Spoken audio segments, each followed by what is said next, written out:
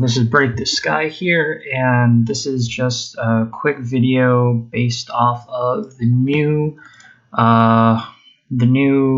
update regarding matchmaking for Dota.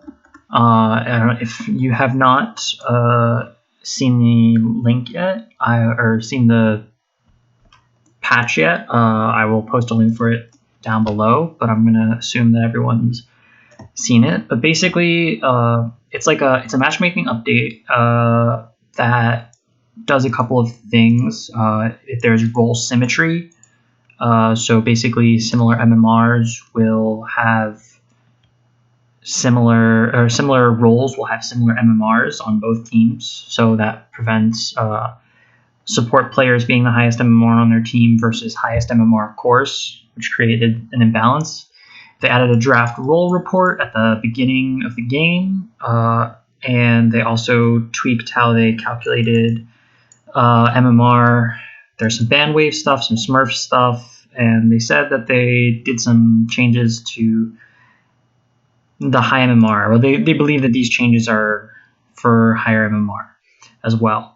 I just wanted to talk briefly about how I think, as a support player, considering they said, I'll just read this out, for hard support and high MMR, for certain MMR brackets, queue times and game quality would be meaningfully improved if there were a bigger percentage of players queuing for hard support.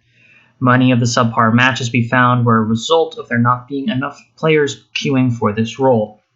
And I'm going to briefly cover this, because if you ignored this game, I'm mainly a support player.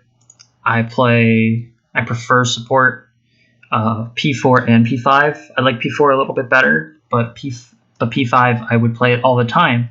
And the reason I don't select, I wanted to play a couple games of, this is for Party Q on a different account. Yikes, Smurf problem. But normally I would have soft support selected, and then sometimes I would also select off lane. These are like the two most important, well, not most important, but two roles that I enjoyed the most. But I like playing support.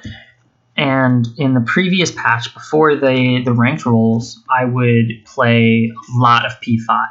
And I was okay with this because of the way the high MMR matchmaking system worked out. So there were three types of games that you could have if you were a high MMR in terms of MMR spread. And I kind of ranked them in terms of how common they were. And the most common one was a mirror matchup where you have two top 200 players. This is my experience as a support player, being around, I think I was around rank 900 to 1,000 at the time. So this is my experience. The most common type was a mirror matchup of, you'd have two top 200 players, so people rank 100 to 200, plus a rank 400 through 600. You'd have two of those, and depending on where their MMR fell, you could have a rank 400 and a rank 600, or you could have two rank 500s. And then there would be one player who is ranked between 800 and 1,000, and sometimes it would be like 1,100, depending on, if you had like two players who were like rank 111 and 109, as opposed to two people who were ranked 150 and 180. But that was the most common type of game to get.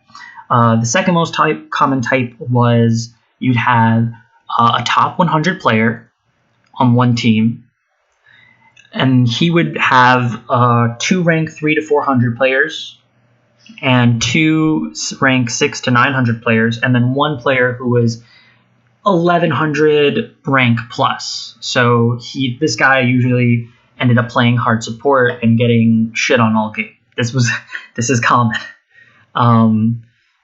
Then they would be verse lineup similar to type 2, where you have two top 200 players, a rank 400 to 700 player, and then some player who is, in the 8 to 900 to 1,000 range, somewhere in there. And then the last type of game that would happen around 1 out of every 6 games is you get a 5K game. And this happens to most high MMR players where sometimes you just get a 5K game, and no one likes those. Usually the averages end up being 5.7, 5.6K MMR,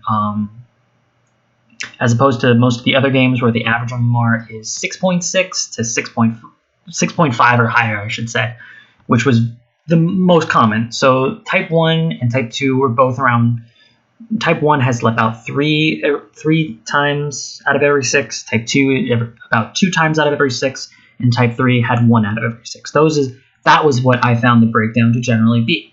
And never liked being in the 5K games because the quality drops a lot when, the average MMR is about 1,000 lower. But you got good games for the most part, so long as, there wasn't someone trying to ruin, or the low MMR was like, no, me mid, and just picks the mid. Now, post-ranked roles update, this kind of changed. Everyone got their role. Great, everyone's happy. But the average MMR of the games dropped to basically only be 5K games for people in this game coordinator. In around the, I'm going to say, I've been bouncing around between 600 and high 600s to, I want to say, I think I started the update around rank 900 or something. I might have been around there. But regardless, it's basically only been 5K games, which led to a real drop in quality of games. And, since they tweaked it a little bit, I've gotten a little bit less 5K games and more of the Type 2 type games. But even then, not even the Type 2. It's more like you don't get those super high MMR players as often. You get a bunch of people between rank 400 and rank 900 is usually the most common. Outside of those 5K games, those are still the prevalent type of game that I get. But I don't think that this update, I think it's a good start, but the reason I made this video is basically to say why I haven't been queuing for hard support as opposed to basically only P4. If I go through my games, granted I haven't been able to play a lot because of school, or I can't go through my games because I'm in offline mode, but I can go to my Dota buff. And basically, the reason I stopped playing P5 is because going into the game, I have no idea who is going to be my core, and if I'm going to be the highest MMR in the game. And I don't think the ranked roles symmetry is enough. You also need to make it so that if you're a P5 player, there's a priority for you to be the lowest MMR in the game, or at least like fourth lowest in terms of on your team. You really kind of need to be at that level. Otherwise, it falls apart for you because, if your carry's significantly lower MMR than you get frustrated that the carry's not playing the lane properly, and there's just a lot of other variables that make it so that I don't want to play P5, even though I enjoy it, going into a game where I don't know who my core is going to be. If I'm P4, at least I can pick something that, can contribute and somewhat carry the game because I'm getting farm. But otherwise, I'm not going to want to play P5.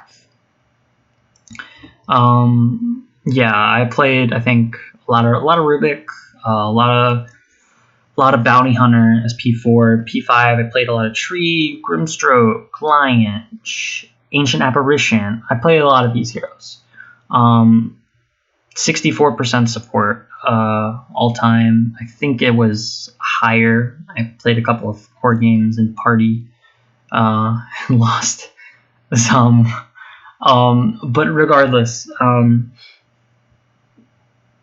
I just think that Valve needs to implement that change specifically for Immortal matchmaking, just so that you're not getting, there's some times where you get a Divine 6 mid, and that's not good. But I don't want to make this video any longer, so those are just my quick thoughts. I would have made a Reddit post in terms of typing on this, but I felt like this was easier.